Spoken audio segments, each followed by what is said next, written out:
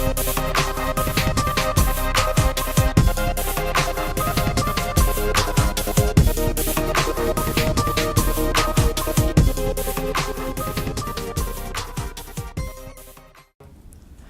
and welcome to another episode of PNN. I'm your host, Jose Zahetner. And I'm Crazy Luna. 2018 is a new year for PNN, which also means new segments. This year, we are bringing you 2 new segments. Teachers Are People Too and PNN's monthly challenges with Shannon and Rosa. This week, we'll be starting with the monthly challenges. Let's see what Rosa and Shannon have in store for us. PNN challenge with Rosa and Shannon. Yeah. I'm your host, Leon Jones, and this month for PNN's monthly challenge, we have the Spicy Noodle Challenge. We have Rosa, Shannon, Kayshawn, Kayla, and Mr. Green. Are y'all ready? Yeah. Oh, y'all may begin.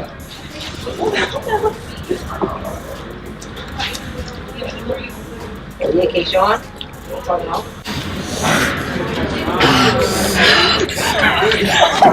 The hard part is that it doesn't taste good. Does it? They got for you, man. Yeah, it sucks. Very hot. Let's go.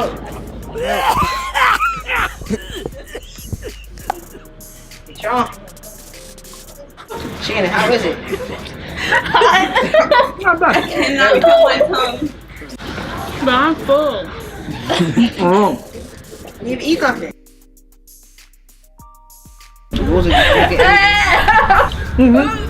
I mean, like, It's not done. Come on. I I don't want to eat anymore. It's gross.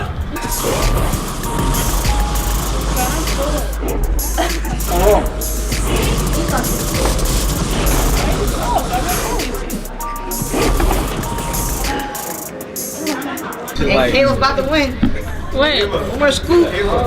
One more. And that's it. Good job, Caleb. Man, Kayla, I don't know how you did it, but you're the champ. How does it feel? Fine. The news were nasty, though. But I like winning, so it's good. Man, Mr. Green, you say you put this hot sauce on your eggs, man. How does it feel to lose this challenge? It's fine. It wasn't worth finishing the noodles. They tasted really gross. Okay, Sean, for a man who said that they was going to win this challenge, you surely was not close. How does it feel, man? I mean, at the same time, it wasn't hot. You know, I thought I was going to win. If the noodles would have tasted better, I would have won. I promise you. Rosa, you was out of this challenge as soon as it started. You couldn't hang with the noodles. How does it feel to lose? I pretty much expected that. I thought I'd at least get a couple bites in. Disappointed that I lost, yeah, but I'm okay. Shannon, I could see by the way you was drinking that milk that you do not like hot stuff. How does it feel to lose this challenge? I don't care. I lost, but I still got money. And you might want to share some of that.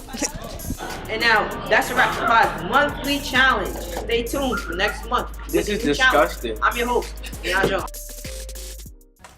On Thursday the 23rd, there will be a newspaper meeting from 4 p.m. to 4:45 p.m. The annual science fair will be held on the 25th at 4:30 p.m. Adult Arts Day will be held on Saturday the 27th from 10 a.m. to 1 p.m. Let your parents know that they can sign up now. There is a cost of $50 per class.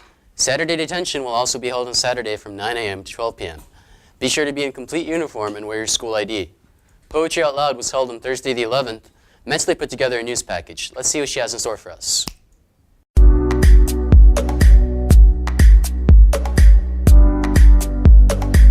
Ms. Guzman tells us the purpose of Poetry Out Loud. All right, so the purpose for Poetry Out Loud is to get students to really understand poetry, its meaning, its theme, and then to perform it in a dramatic recitation.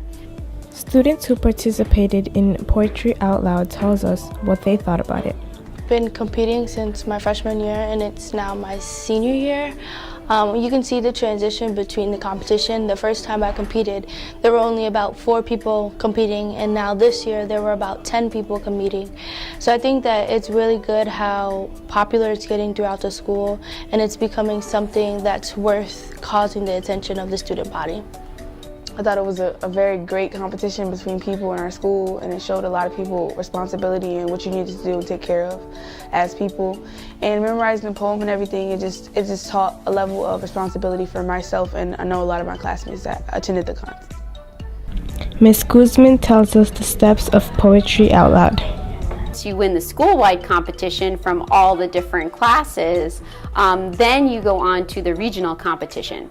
The regional competition that Ariana Diaz, our winner, will be going to will be February 7th, so it's coming up pretty soon.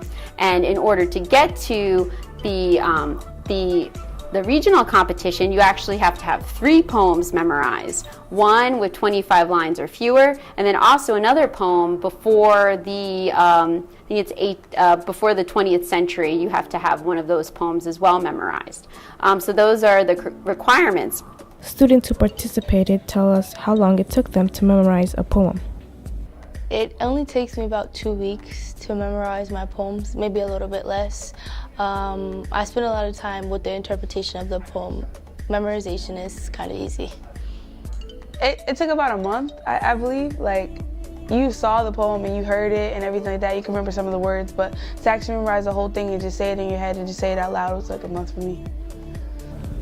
Mr. Barricato explains to us how they judge who wins. The Poetry Out Loud contest is judged different categories. So physical presence, how is the person while they're reciting, their voice and articulation, are they dramatic enough? When they speak the words, are they showing an emphasis that they understand what they're saying? Ms. Guzman expressed her feelings about the students who participated. I thought all students who participated did a wonderful job, and I'm so happy that they chose to be in our school competition, and they did a really exemplary job, and I'm very proud of all of the students. Oh, I give credit to all the participants. The ones who won, great, big congratulations. Anybody who participated, hats off, because it takes a lot of guts to put yourself out there, recite a poem, memorize it, recite it, and in front of an audience. Hats off to all the participants, and a big congratulations to the winners. Ms. Guzman explains to us why students should join. Students should participate in Poetry Out Loud because it is an opportunity for them to showcase their understanding of poetry, themes that resonate with them, things that they find important. The only criteria for Poetry Out Loud in terms of poetry is that you pick one that you really respond to.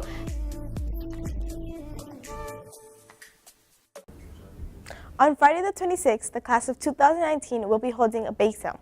There will be a dress down with a cost of $3. On Monday the 29th, school will be closed due to Professional Development Day. Parent-teacher conferences will be held on Tuesday the 30th and Wednesday the 31st from 1 p.m. to 3 p.m. and on Thursday, February 1st from 1 p.m. to 3 p.m. and 6:30 p.m. to 8:30 p.m. There will be half days on these 3 days along with pizza sale.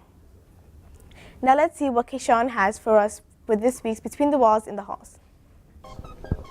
Oh, what's good, y'all?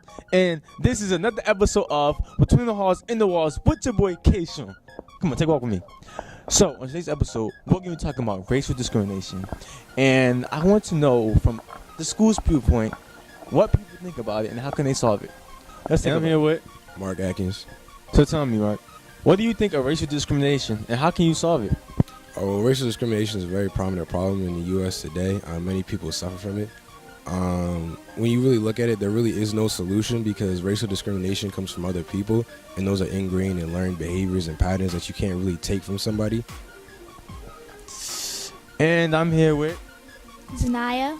So tell me, Janaya, how do you feel about racial discrimination?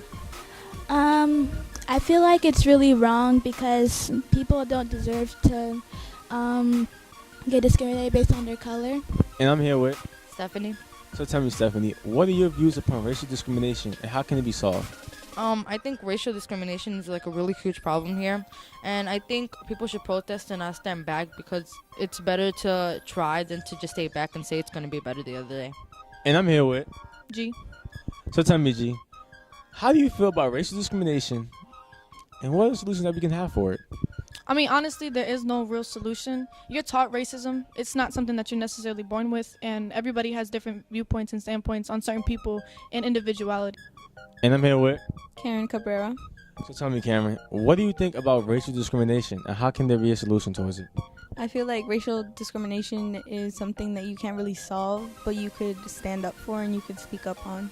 Honestly, unfortunately, there is no real solution. We just have to teach each other that looking down upon others based on skin or orientation is wrong. What's good, y'all? This is yet another episode of Between the Walls and the Halls. See y'all later. This has been another episode of PNN. If you have any news stories or announcements you'd like for us to air, please email us at policyproduction@gmail.com. Make sure your announcements arrive by Wednesday morning. Thank you again and have a great day.